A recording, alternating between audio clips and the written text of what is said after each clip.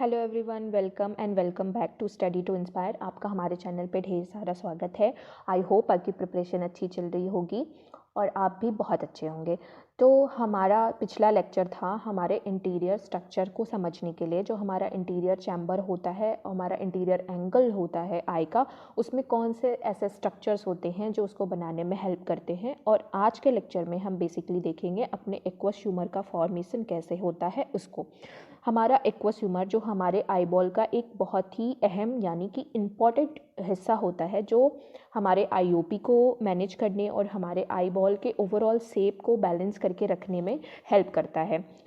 ठीक है, तो आज हम उसके फॉर्मेशन को पढ़ेंगे। आई होप कि आप लेक्चर को एंजॉय करते होंगे। लाइक करके मुझे ज़रूर बताइएगा और कमेंट करके भी आप मुझे बता सकते हैं कि आपको नेक्स्ट टॉपिक पे कौन सा लेक्चर चाहिए या फिर कौन सी टॉपिक आपको पढ़नी है, कहाँ डिफ़िकल्टी आ रही है। और आप हमारा व्हाट्सएप ग्रुप भी ज्वाइन कर सकते हैं, जहाँ पे कोई भी एग्ज़ाम रिलेटेड अपडेट होती है, चाहे वो DSSB से हो, चाहे UPSSC से हो, तो हम वहाँ पे सारी अपडेट आपको देते रहते हैं। तो वहाँ पे आप जुड़ सकते हैं। कोई भी नोट्स PDF जो भी इंपॉर्टेंट मुझे मिलेगा वो मैं आपको टाइम टू टाइम वहाँ पे शेयर करती रहती हूँ। तो चलिए विदाउट अ डिले अपने जो एक्वस फॉर्मेशन है उसको देखते हैं। तो हमारा जो एक्वस है वो फॉर्म होता है हमारे प्लार्स प्लिकेटा से। जो हमारी सिलरी बॉडी होती है उसमें हमारा दो पार्ट होता है, एक पार्स प्लिकेटा होता है, एक पार्स प्लेना होता है। और जो हमारा प्लार्स प्लिकेटा का हिस्सा है उसमें कुछ ऐसे सिलरी प्रोसेसेस यानी कि कुछ ऐसे सेल्स होती हैं जो हमारे एक्वस ह्यूमर को बनाने में हेल्प करती हैं। आप अच्छे से जानते हो कि एक्वस ह्यूमर जो है हमारा ट्रांसपेरेंट होता है और एक जो जेली लाइक सबस्टेंस होता है बेसिकली। तो इसको बनाने के लिए हमारे क्या याद रखना है आपको कि पार्स प्लिकेटा है और सिलरी बॉडी जो कि सिलरी प्रोसेसेस होंगे वो हमारे एक्वस ह्यूमर को वहाँ पे फॉर्म करते हैं। अब नेक्स्ट लाइन कह रही है कि aqueous humour is derive from the plasma, यानी ये प्लाज्मा लाइक स्ट्रक्चर होता है। तो जो कि within the ciliary network and the ciliary processes, plasma से डिराइव होता है, within the capillary network होंगे और वहाँ पे सिलरी प्रोसेसेस में कुछ कैपिलरी नेटवर्क, जो हमारी कैपिलरी याद करिए, हमें जो इस तरह के नेटवर्क मिलते हैं जो कि सिलरी प्रोसेसेस में होते हैं, जहाँ से हमारा एक्वस ह्यूमर का फॉर्मेशन होता है। अब हमारे तीन फिजियोलॉजिकल प्रोसेसेस हैं जो कि कंट्रीब्यूट करते हैं फॉर्मेशन ऑफ एक्वस ह्यूमर को, जिसमें से कि पहला हमें दिया हुआ है डिफ्यूज़न, दूसरा है अल्ट्राफिल्ट्रेशन और तीसरा है सेक्रेशन। अब हम सबसे पहले डिफ्यूज़न को समझते हैं। डिफ्यूज़न के लिए जो आपके सामने इमेज है इसे देखिए। एक आपके पास दो ग्लास है जिसमें आपने पानी ले रखा है और एक में आपने टी बैग डाला। तो टी बैग क्या है, जो उसमें की चाय है वो जो टी बैग के अंदर चाय है वो पानी में घुल के डिफ्यूज़ होके पूरे पानी में फैल जाती है। तो इस तरह की फिनोमिना जो हम देखते हैं अपने डेली लाइफ में, ये होता है डिफ्यूज़न। यानी किसी एक सबस्टेंस में कंटेन है सारा का सारा मटेरियल, वहाँ से वो क्या कर रहा है दूसरे सबस्टेंस में मिल जा रहा है। तो इस प्रोसेस को हम क्या कह देते हैं, डिफ्यूज़न। और दूसरा हमारा आता है अल्ट्रा फिल्ट्रेशन। याद करने की कोशिश करिए, हमारी जो किडनी की नेफ्रॉन्स हैं वो हमारे यूरिन को बनाने के लिए इसी अल्ट्रा फिल्ट्रेशन की हेल्प, जो हमारा मेथड होता है, वहाँ से लेती हैं। वो वहाँ पे वो अल्ट्रा फिल्ट्रेशन के थ्रू एक तरह से उनकी छनाई होती है। पूरा जितने भी तरह की चीज़ें हमें बॉडी के लिए इम्पॉर्टेंट है उन न्यूट्रिएंट्स को हम अपने अंदर रख लेते हैं, और जिन न्यूट्रिएंट्स की ज़रूरत नहीं होती है हम उसे उस फिल्ट्रेशन के थ्रू बाहर कर देते हैं। तो ये जो फिल्ट्रेशन वहाँ पे आप देखते हो, वही सेम फिल्ट्रेशन हमारे एक्वस ह्यूमर के फॉर्मेशन में भी लगता है।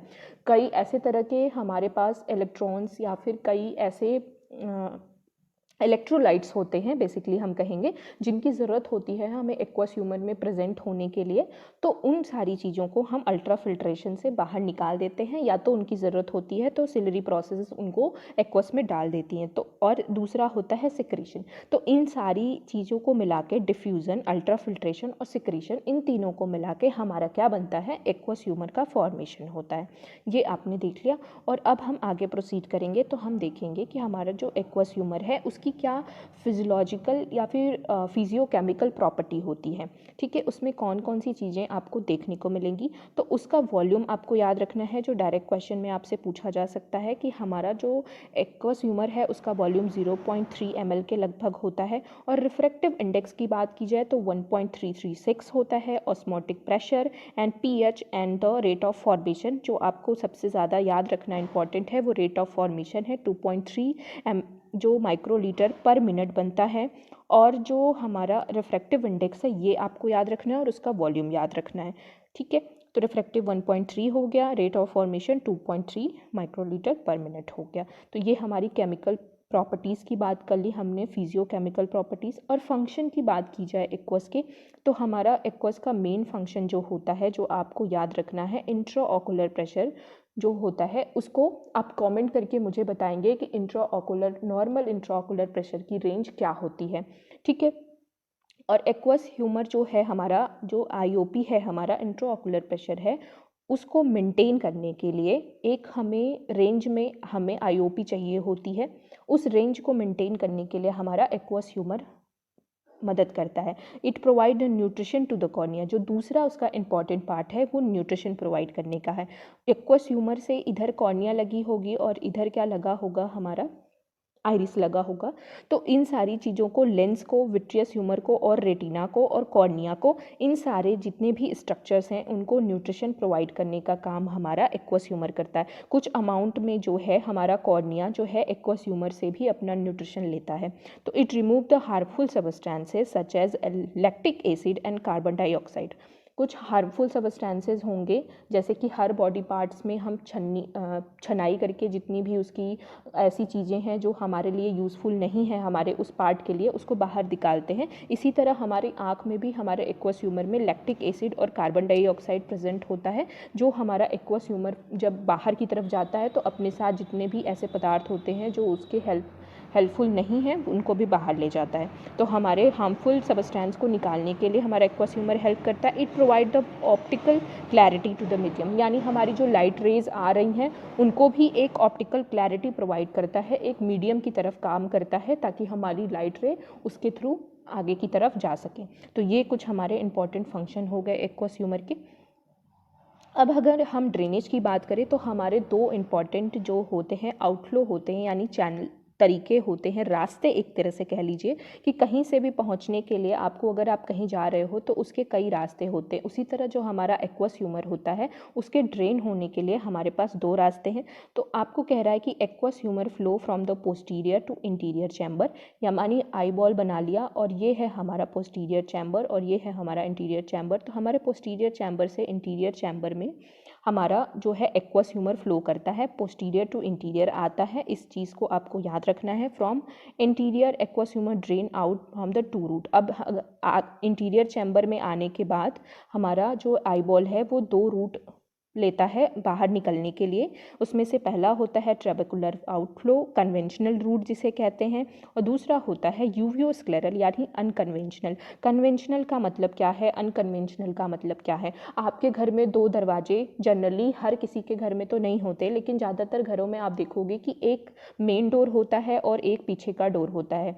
पीछे का डोर होता है उसे हम कभी कभी यूज़ करते हैं और बहुत ही कम आने जाने के लिए यूज़ करते हैं। जो मेन डोर होता है उसे हम 90% यानी बहुत ज़्यादा टाइम इसको यूज़ करते हैं। तो जो हमारा मेन डोर है वो हमारा कन्वेंशनल रास्ता है, और जिसे हम कम यूज़ करते हैं कभी कभी इमरजेंसी केसेस के लिए, या फिर कह लीजिए कि बहुत ही उस तरफ से आना जाना बहुत कम होता है, तो वो हमारा रास्ता जो होता है अनकन्वेंशनल आउटफ्लो होता है। तो ये दो हमारे रास्ते ड्रेनेज के एक्वस ह्यूमर के होते हैं।